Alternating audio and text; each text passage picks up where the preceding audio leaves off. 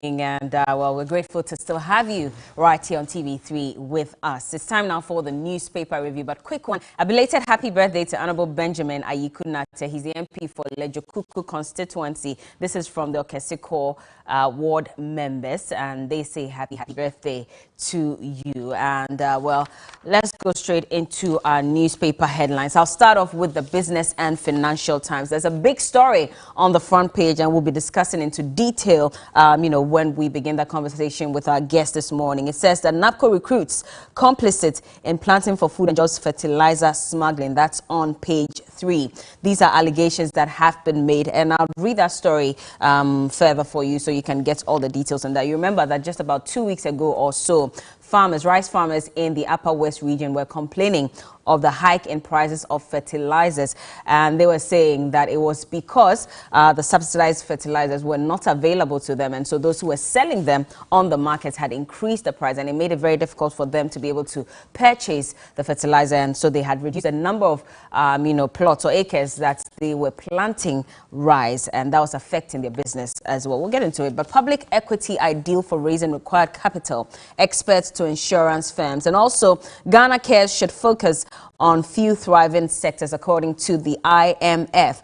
Chartered tax practitioners call for NGOs tax audit. Now, Daily Graphic also says dealing with challenges, NPP remains best option, President insists, and he's very sure that come December 7, 2024, another NPP candidate will emerge winner and will eventually be sworn in as president. Imagine what the NDC is saying about this. But yesterday was the 29th anniversary of the National New Patriotic Party, and they celebrated, of course, with the presence of the president, the vice president, and other key members of the NPP. Saglemi Hassan Buhaha, Collins Dauda, former Works and Housing Minister, and 4 others have been granted bail. And also changes in police hierarchy. Page 11, we're told about 33 changes have been made.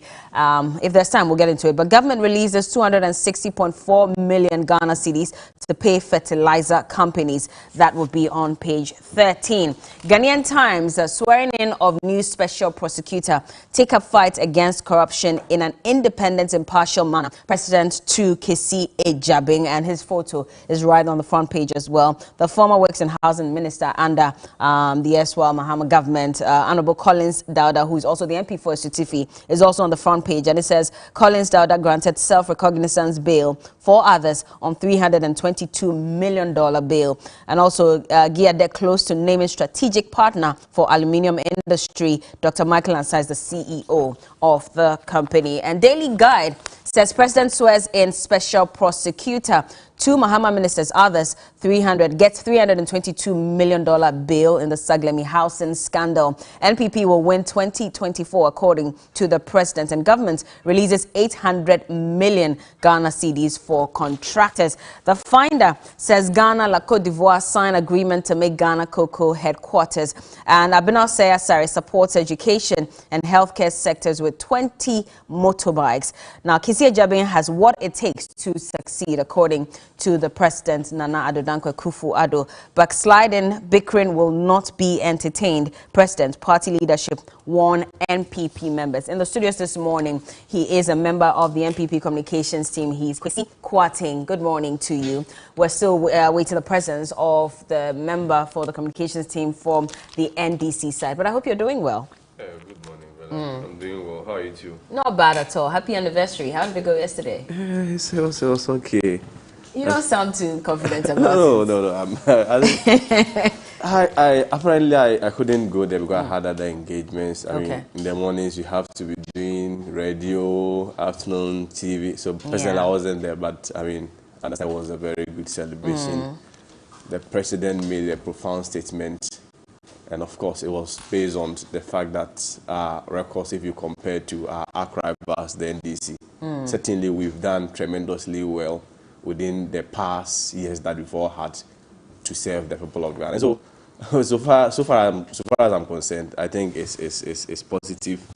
It was good, and we wish ourselves happy anniversary. So it's our 29th birthday, actually. So happy 29 years to all of us. You say you've done tremendously well and much better than the NDC. A section of Ghanaians don't think so, and these are some Ghanaians who even voted for and campaigned for President Nana Addo Dankwa Akufo-Addo, and they are unimpressed. Yes, so it is possible. I mean, certainly, you are unable to actually please everyone at the end of the day. But of course, we accept those criticisms and those challenges. And as a government, our duty is to prioritize the interests, the expectations of our people. But then again, if anybody is to raise such conversations, I mean, there are references that you have to do. If you recall, even from President Akufo-Addo 2017 till now, when we were coming into office, we came and, of course, we campaigned based on certain policies and ideas. We also campaigned based on certain flagship policies. And you can measure us on that. So, I mean, these are objective references that you can make to.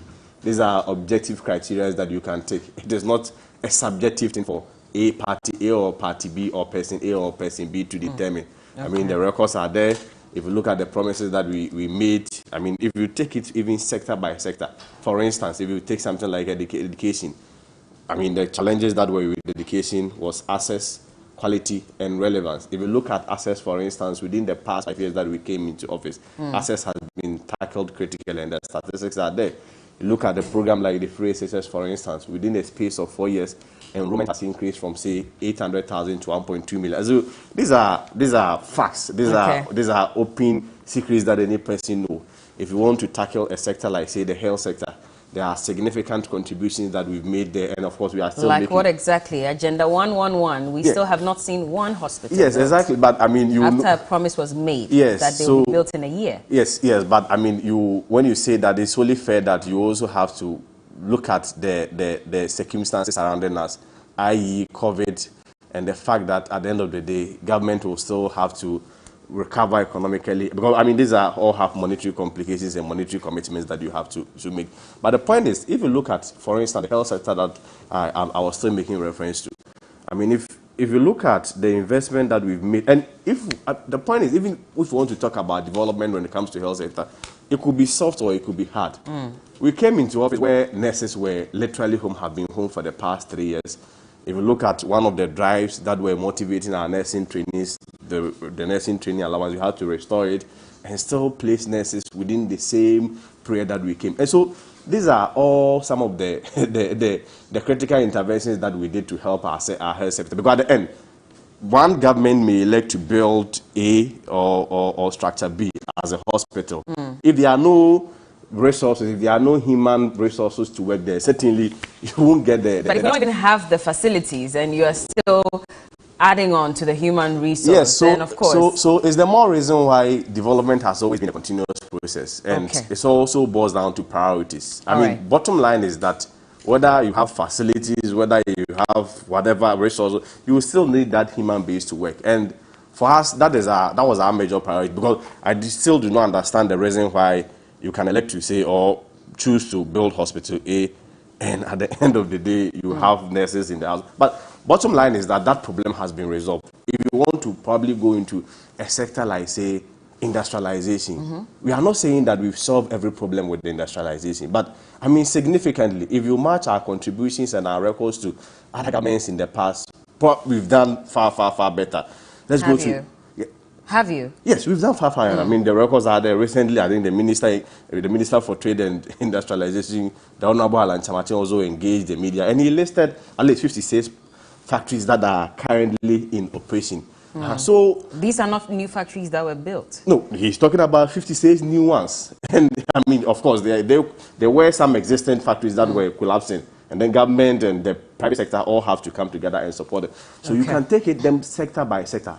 For instance, let's go to something like, I mean, employment, which has become quite topical. And I like that you're coming to that, because we'll talk about NAPCO and the fact that they are being fingered in the subsidized fertilizer smuggling scandal. Yes, so that aspect probably, if you look at it, it's more or less like a criminal issue. I mean, this is entirely different from the fact that a government created a job initiative.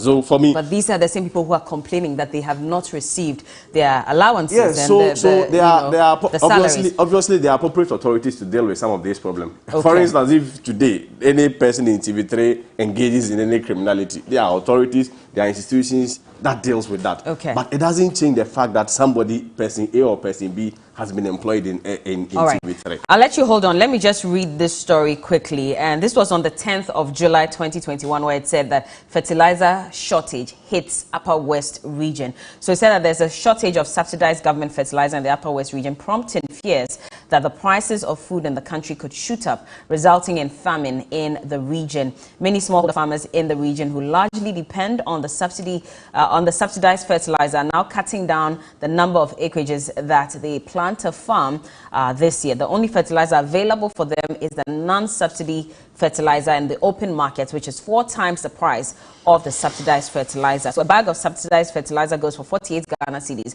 whilst that of the commercial fertilizer is sold around 160 Ghana cedis. And the government over the last few years often openly bragged about the success of planting for food and jobs in the country, especially in the Upper West region. Now, fast forward, of course, we saw some videos of farmers who had queued in the open market trying to purchase some of these, bags of fertilizer.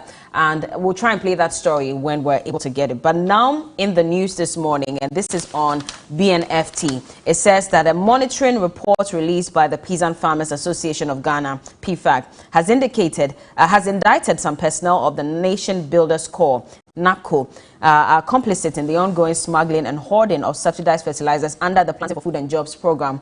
Now, the report, which was compiled by the association in 2020 and released in June this year, indicated that 90% of farmers, both male and female, in 7 selected beneficiary districts across the country, have said that NAPCO officials working at the Department of Agric in these districts are heavily involved in the Planting for Food and Jobs fertilizer smuggling scourge. Now, the 7 districts where the monitoring was conducted include Hohoe, Shayo Sudoku, Gushegu, West Mampusi, Mampugu, Mwaduri, Pusiga, and the Sisala East districts. And PFAC said key indicators for choosing the above-mentioned districts for the monitoring were the heavy presence of its membership, high level of smuggling in these districts, border towns, and high fertilizer consumption in these areas. The association indicated that it has interviewed about 4,200 farmers through focus group discussions in the districts, 14 fertilizer retailers and officials of the regional and district departments of Agric to ascertain the fact. And it says that it mentioned the collusion between fertilizer dealers and security agencies and purchasing of more than the agreed quantities as banes of the subsidy program. And quickly, Ghana lost about $12 million in 2018 to fertilizer smuggling. The amount, according to the Ministry of Food and Agric, has been skyrocketing in subsequent years due to some unscrupulous persons who continuously perpetrate the menace. In fact, in June 2021, and I'll end with that, about 13,500 bags of subsidized fertilizer valued at 1.6 million Ghana cedis were carted out of the country through the Sisala West District to Burkina Faso. And the president revealed this when he visited some constituencies in the Upper West region. We'll be joined shortly by a rep from the side of the NDC. I believe he's around, and so we'll get him ready to join us. But Kwesi, what do you say of this report that has been put out? I mean, when you hear some of these things, it's not only shocking, but it gets sad. And I mean, the question that I always in such circumstances is, why do we keep doing this to ourselves? Of course, it does not necessarily mean that I'm impugning any guilt in what they are doing, but clearly, on the face value, I mean, this amounts to a criminality, but I'm not impugning guilt necessarily. I mean, since they're appropriate, there will be investigation, and then such pronouncement will be made. But then, if you look at it, I mean, this has been a persistent problem, even, I mean, predating MPP. And it just shows our nature as a people, why and how we just keep destroying ourselves. Because at the end, if you look at it, government will bring a policy. Government will play its part and provide its consideration when it comes to whatever policy, that initiative that he has brought. But at the end of the day, let's be very practical and let's be very realistic here. It will be literally or virtually impossible for government to police every fertilizer that is being distributed. And so that is where for all of us, probably there is that duty or burden on all of us to help the system run. And I mean, it's just mind-boggling that these are NAPCO people. These are people that ordinarily you are expecting that the government is thinking around to see how even the exit plan will be, how they are going to be enrolled into the mainstream public or the civil service. And all of a sudden, ordinarily you would have expected that probably they would have had that sense of patriotism. They would have been working for the country so that they will be rewarded. And but these are the same people that you haven't paid for months. No, I mean, they've been complaining incessantly about that. And so if they are complaining, Bella, could that not be a reason why, Bella, even though it's wrong, they would engage in this level of corruption? Bella, you see, we shouldn't justify and glorify some of these things. No, but that's why I said that even though it is wrong, you haven't paid them months. I am not sure. First of all, it is not accurate that we have not paid them. They were paid just last month. That is one. Two, I am not sure. All NAPCO personnel have been paid? So far as I'm concerned, they have been paid. Secondly, I am not sure. The suggestion is that if today, Media General probably refuses to pay you or delays in paying you, the best way that you have to handle that is probably to take one of the cameras and go and sell. I'm not sure that's what we are encouraging. Of course, we will call on government to do the needful when the need arises. But even with that, so far as I'm concerned, as I tell you, they have been paid.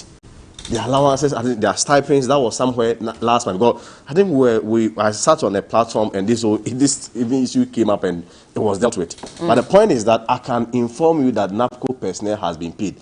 But every single one of them. So far, but I mean, clearly, granted, that even say 1,000 or whatever has not been paid. It is not a justification. No, but those are families. And yes, it's not a justification, but those are families that they have to take care of. And so we look at it as maybe just 1,000. But if families depend on these NAPCO employees, that's what? More than the 1,000. Bella, I am advancing two arguments. I'm saying that, first of all, government has paid NAPCO personnel with their monthly allowances. I am aware there was a backlog of, I think, 3 months or so that has been cleared. But granted that even government has not paid them, it is not a license, right, for you to go and steal. You are not suggesting, and again, I repeat, that if today Media General delays in the payment of, and again, I mean, it is not deliberate that government will deliberately or intentionally deny NAPCO personnel of their salaries.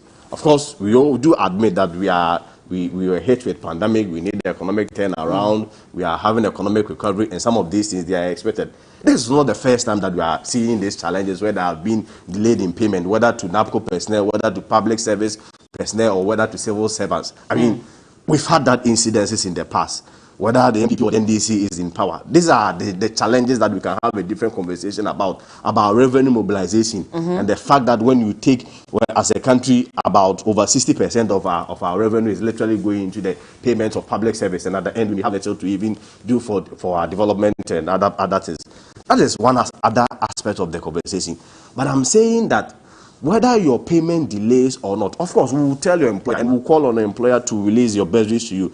But it is not a license. And let us not glorify and justify it. Can you survive on an empty stomach for that long? We cannot survive on an empty stomach. And so if you find yourself in a position where, unfortunately, maybe you are not the corrupt type, but you have not been paid for 3, 4, 5 months, Bella, and you are seeing people smuggling fertilizer, Bella, your family is hungry. Bella, you are hungry. You Bella, have not received salary. You Bella, can tell me boldly that you will not engage in this act of corruption. The reason why that argument cannot be sustained entirely and will be shut down on arrival is that you've even seen people who are paid higher salaries who commit some of these activities. So it is not whether or not, yes, I mean, economically, you can cite those economic reasons as part of this. But I'm saying that there have also been instances where people receive their full monthly salary and still commit some of these things.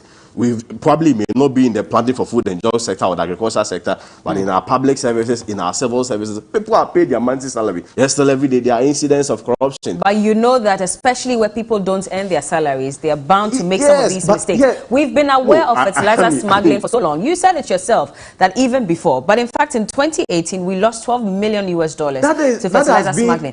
Should we not have implemented all these measures to ensure that we do not find ourselves in this situation again? has been our bane all this while as a people. And I wouldn't even restrict or limit this to the MPP government. It has been our bane as a people. And in this case, if you look at this is clearly an act of corruption, an act against the state. But at the end of the day, of course, as a government, you bring in. I have not been briefed about the Ministry of Food and Agriculture, their response to this. Okay. So I wouldn't want to enter into that. Of course, I know certainly they will be taking an action into that. But I'm saying that no matter, however how you design a system and however how complex such a system is, certainly you have human element and human institutions that will go away or against the system and still betray the system.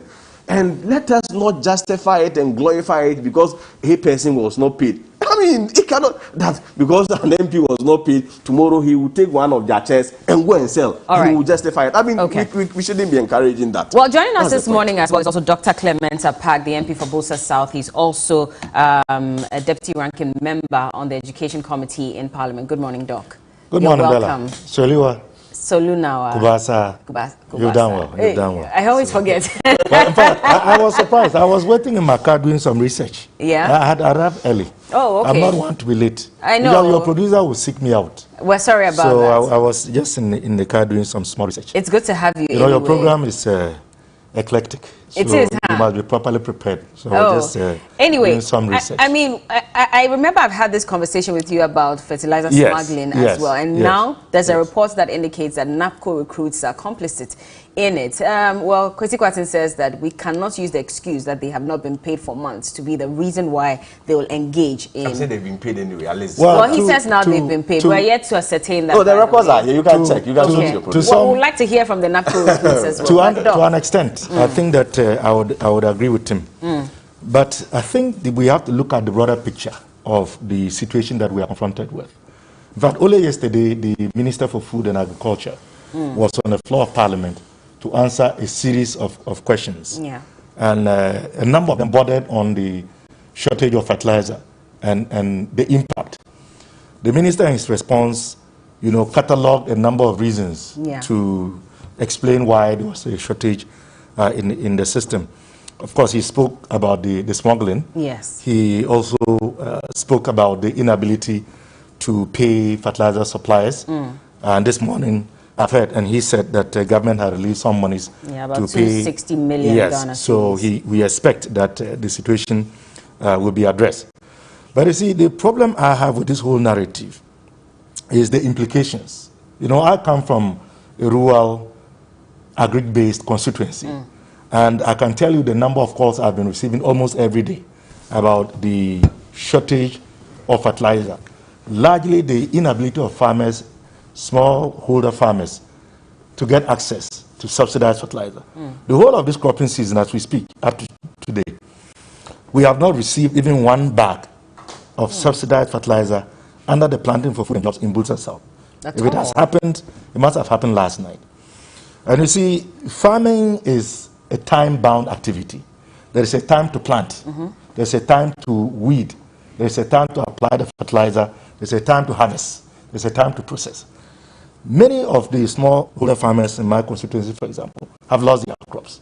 Because after a certain period, even when you get a fertilizer, it's of no use. And so the impact of the smuggling and the inability to get subsidized fertilizer and the inability to pay fertilizer suppliers on time will be felt, a few months down the line. And it has implications for food security.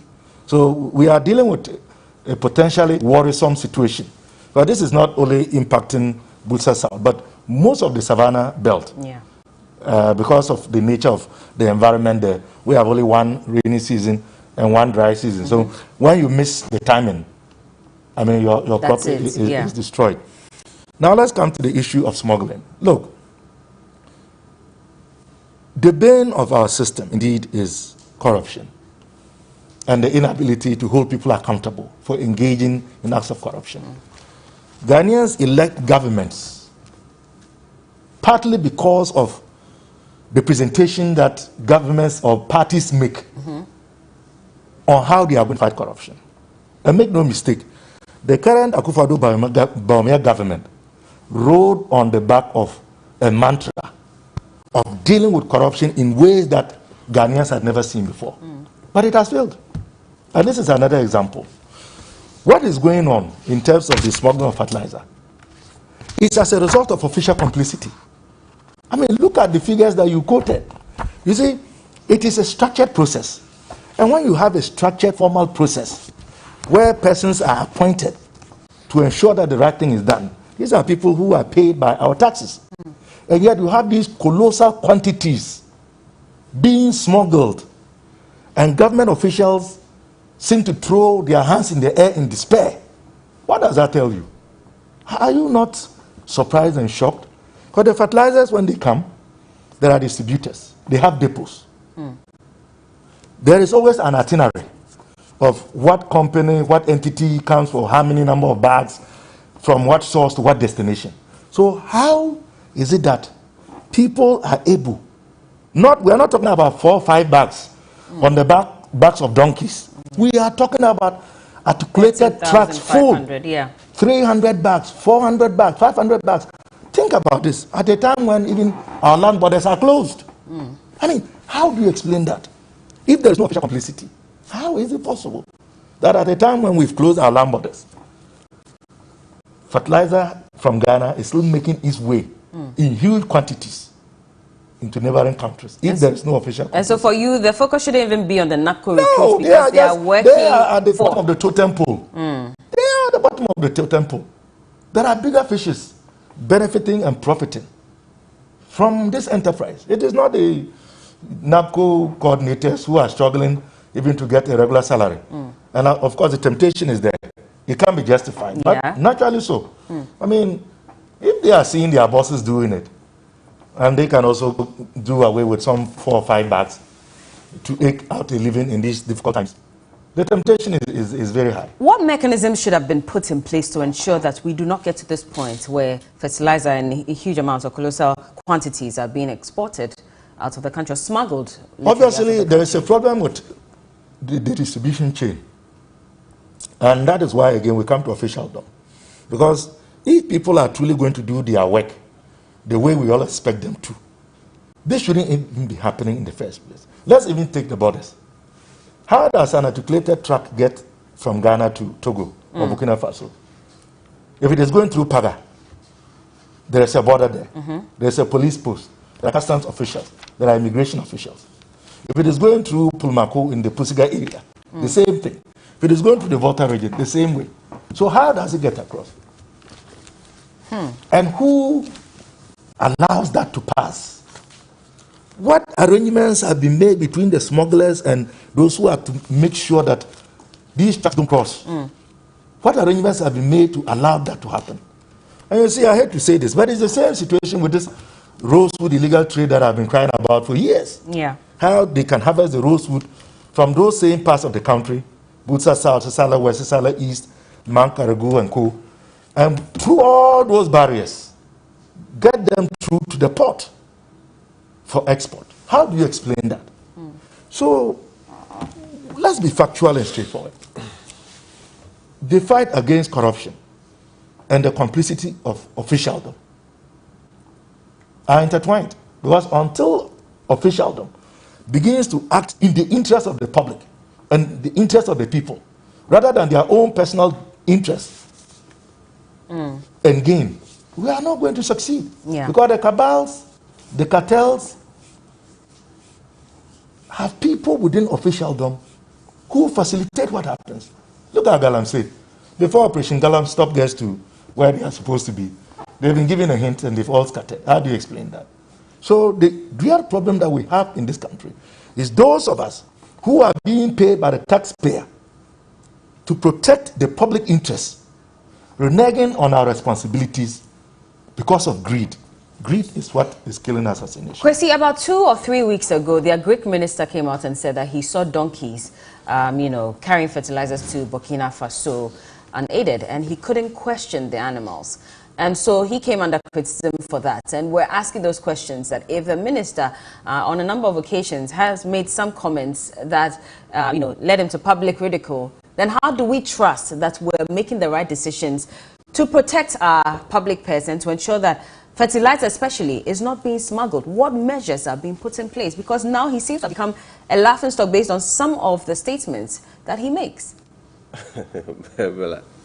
So, if you heard what the Honorable Park said, I think he tried to, I don't know what he meant by officialdom, whether he was trying to blame him political leadership or what. But, of course, I do agree that this whole thing still rests on leadership. But I just want to make this point that, for instance, if you look at the supply chain of the fertilizers, they are distributed to the regional and the district representatives of the Ministry of Food and Agriculture. These are not politically exposed individuals. So when there is a problem like this and we want to reduce it to MPP and DC, how do we, at the end of the day, solve the problem? Because if you look at the bureaucrats down there, those who are indeed supposed to get the distribution on board, these are not politically exposed individuals. So I do not guess how we will try to politicize it. But the point is that it shows how complex this whole problem is. And for me, when a problem is of such a nature, the solution to the problem is not the political approach. It's about how we can deal with it holistically as a people and as a country. And not necessarily throw blames on who did this and who did not do that. I mean, if you look since Dr. Park's submission, it's as though when the NDC was in power, this did not happen. And I'm saying that, I mean, you can go into the archives, you can read and predate back then. The problem has been our being. And admittedly, he cited the Galamsey issue. For instance, I've always insisted that if you look at our general performance on some of these initiatives, especially with the enforcement with some of these initiatives and making the system run, it's been poor.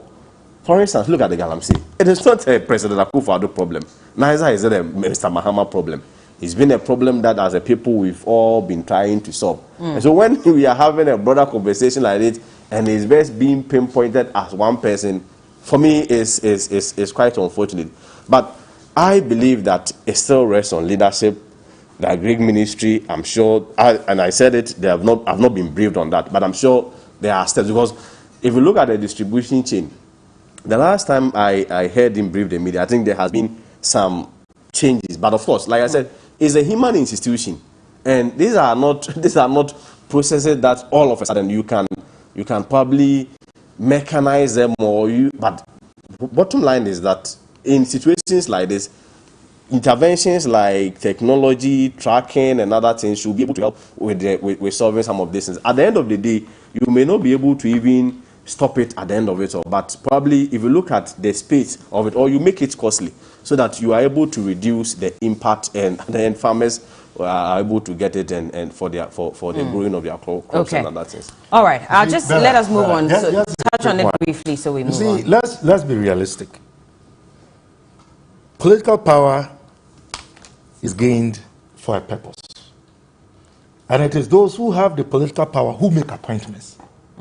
So if you have appointed people to execute a task, and this is the feedback we are getting, clearly you cannot expect to be exonerated from blame. So if the people you have put there are not doing it right, what do you ought to do? You ought to change the persons that you have put in place. And this program, Planning for Food and Jobs, is a political program. It was part of a policy that was sold to the people of Ghana by a political party who gained power and has sought to implement it.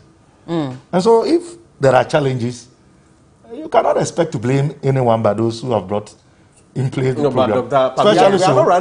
Especially so when you have eulogized it. No, we are not running away from the challenges. To the extent that we no longer import food, when in fact we still import tomatoes from Burkina Faso. The point now we're even told that from Morocco as well. The point I was making was that we are not running away from the challenges. At the end, I admitted that they still rest on leadership. But I'm saying that the attempt to score political points from it. I actually said officialdom. You are now giving a meaning to officialdom. No. But I mean, no. I knew you were strategic there. It was the more reason why I tried to place an interpretation on your definition of officialdom. No, I know. So what is your definition of officialdom? No, that's what I'm saying, that we cannot reduce it into politics, because I cited the instance of the MOFA officials at the regional level and at the district level. Okay. And so in this case, in scenarios like this, we must hold them reliable. We must hold them accountable to some of them. But just a quick one. I mean, I've just been notified of an apology that even Media General gave to the Agri Minister. Yes, I was going to take that back. So we quickly have to. At least I was going to take that back. So it's not the Agri Minister who made that statement. So he was not loved. At least let's be fair to him. Well, no. When you go on social media, when that story came out, a few people mocked it, and so that's why I was coming back to it to say that it wasn't the Agri Minister who made that statement. You almost similar comments, and you apologize for that. No, that's why I was coming back to us. So I was saying that it was apparently the district officer who may have said something. But you have seen people mocking him. What? You have seen people. You didn't see it? I've not seen it. I've not seen that. He wasn't mocked when he talked about plantain, a bunch of plantain costing 5 Ghana cedis. I mean, don't introduce new to hell. You're having a different conversation. No, I'm just bringing that out. You never saw people. You never know where he bought that one. So okay. All right. If you go to my hometown, well, it wasn't the Greek minister who made that statement, and I take that back. Okay, let's move on to another story. And Kissie Jabing is now the new special prosecutor. He has officially been sworn into office, and he has vowed to substantially reduce corruption, which he says is one of the 2 pandemics confronting the country currently. He says that if you look at the way government has fought COVID-19 and has really tried to bring it under control, that's exactly what he intends to do as well. He's going to do his very best to make sure that even though he cannot stop corruption entirely, he'll do his best to repress and suppress it. But there are questions as to whether he will be able to function independently, looking at what had happened in the past to Martin Amidu when he also became the special prosecutor. Doc, what do you say? Well, it is early days yet. But if you look at the circumstances under which Kissie Jabing today is the special prosecutor, you have every reason to have doubts. To have doubts because the entire country, for lack of a proper word, refer to Martin Amidu as citizen vigilante because of his stature, his posture, and his attitude. And we believe that was why the President, Akufo-Addo, deemed him fit to make him the first special prosecutor. But when he became special prosecutor, from his own several write-ups that we call epistles, he made it very clear that he was encumbered. The lack of adequate support to set up his office and to recruit the needed investigators. He spoke about lack of cooperation by government appointees in terms of information that he needed to investigate cases. He spoke about being stonewalled. And even post becoming a post special prosecutor position, he made some very damning statements and commentaries about what he faced.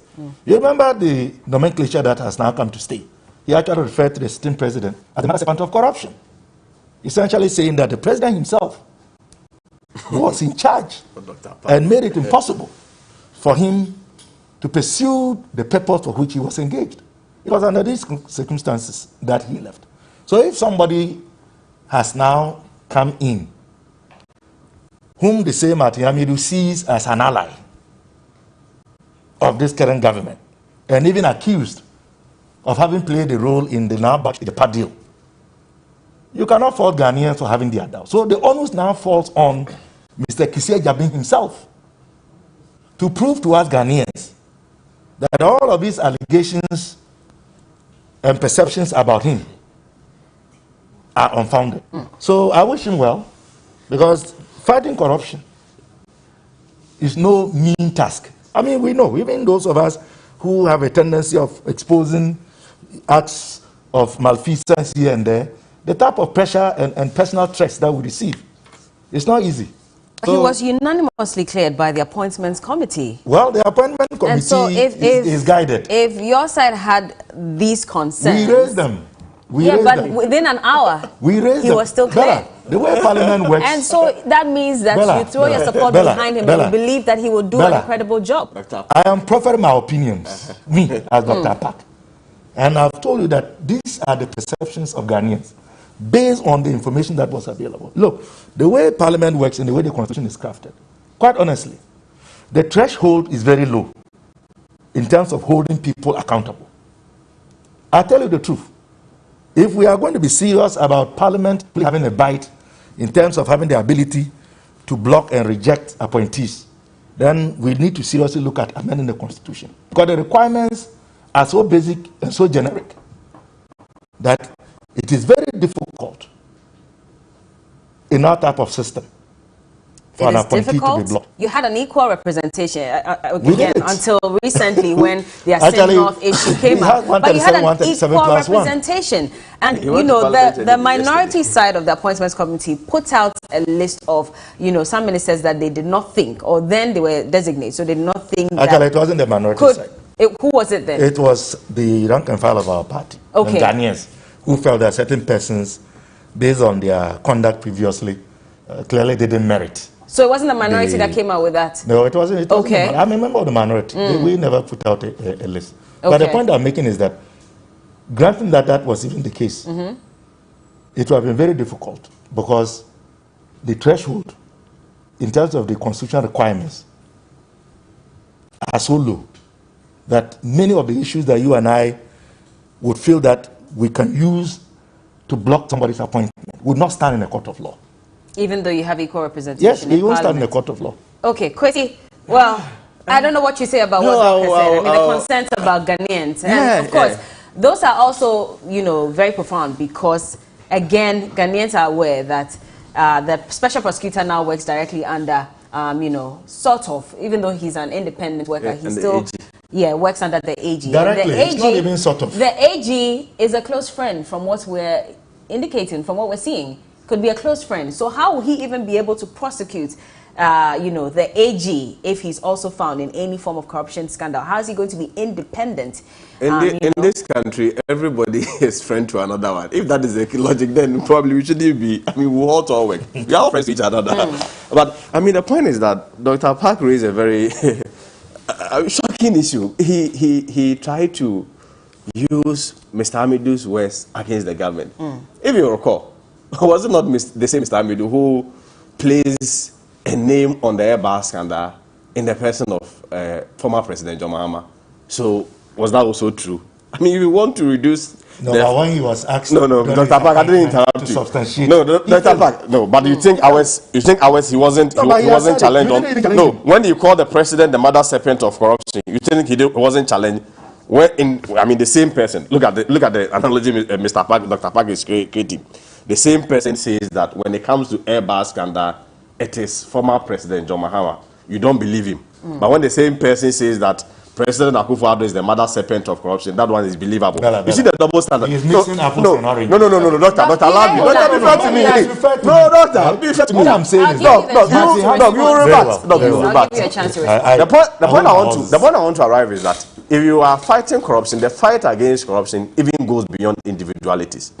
At the end of the day, Mr. Amidu became relevant, and his name, I mean, he became relevant because we felt that we needed that person with that tiger mentality to fight corruption. That's why he became relevant. But for me, even if you are fighting corruption, it's about institutions and the reforms that you use to fight corruption. Because, for instance, if you look at any human institution or any system that human hands are more, at the end it leads to corruption. So you look at policies and initiatives like the paperless post system, like the digitization. These are all some of the activities and some of the initiatives that you do to reduce the human hands, and at the end, it translates into reducing corruption.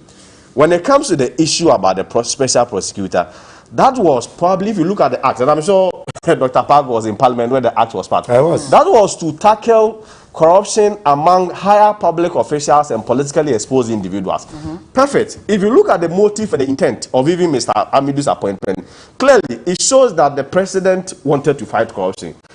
Granted that he didn't mean it. At the end of the day, that step alone was symbolic that he wanted to fight corruption.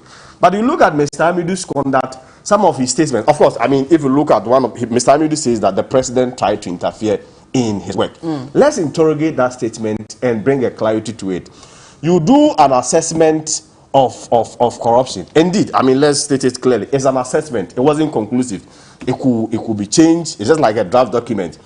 Then, as an independent special prosecutor, you take that assessment to your appointer.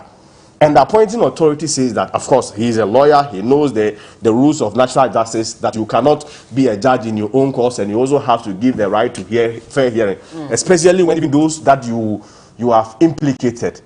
And again, that one has not been concluded. I have to state it clearly. Those that you've implicated, they are also the appointees of the president. It was only fair that for the president to say that, hey, Mr. Finance Minister, you have been implicated in this, so please come and give a response. If that could be interpreted as interference, then I'm surprised. If you look at the resources, you're surprised if that is an interference? That couldn't have been interpreted as interference. Bella, you are sitting here today. Doctor do a risk assessment to you. He comes to give to me. I said that, well, if you look at my mandate and the constitution and even the act that brought you into your office, I cannot make any determination on it. I'm not a court. But at least I can give you that right to fair hearing for you to respond to whatever has been said, so that doctor can then make a final determination on it. If that could be interpreted or misconstrued or construed as an interference, then I'm surprised. The point is that if you look at corruption is a national problem. We have not said that. We have not said that. We've not said that we've tackled it absolutely. We've not said that we've killed corruption. But what we are saying is that if you look at the policy reforms, if you look at the legal reforms, if you look at the critical intervention that we brought with regards to the fight against corruption, compared to the NDC, we have done fair and tremendously better, and we are still doing it better. And that point is clear. Okay, well, the president says he doesn't regret appointing Martin Hamidu as special prosecutor. In fact, they equipped him with all that he needed to be able to succeed. Unfortunately, that didn't happen. So he's throwing his support on weight behind Kissy Ejabin as well. Final words from you, Doc. Well, the point I was seeking to make earlier was that in the case of the allegations made against the former President John Mahama, Martin Hamidu, when he was put to strict proof after having sworn an oath, could not justify them. Well, and so that is different. But in any case, you see, we wish him well. But it shouldn't be the case, as many are suspecting, that he is going to come and witch hunt the political opponents of the current government. Because if that happens, clearly then he wouldn't be living up to expectation. As our leader said when the report came to the floor for debate, he should be fair and impartial in doing the work that he has been given. And if he can be bold enough to defy his appointing authority and the person he reports to, the attorney general, and to focus on working in the interest of Mother Ghana, sooner or later, his own output would endear him to Ghanaians as having justified his position as the second special Now Dr. Park is becoming more Ghanaian. When President Mahama's name was joined into the picture, he's becoming more Ghanaian. We have to go, but thank you so much for joining us this morning. Dr. Clement Park is the MP for Busa South and also the Deputy Ranking Member on the Education Committee in Parliament. And Kwesi Kwarteng is a member of the NPP Communications team. We wish the Special Prosecutor the very best, and of course, we're looking forward to results from him when it comes to issues of corruption. Thank you to Sheila Bonsu for styling me every Friday right here on the show. And there's a lot coming up. We'll be talking about, that statement that was put out yesterday indicating that Messi's parting ways with Barcelona. A very big story out there. And, the Barca fans are heartbroken. They just don't understand what's going on. We'll talk about that and some more right on the show. Keep watching. We'll be right back.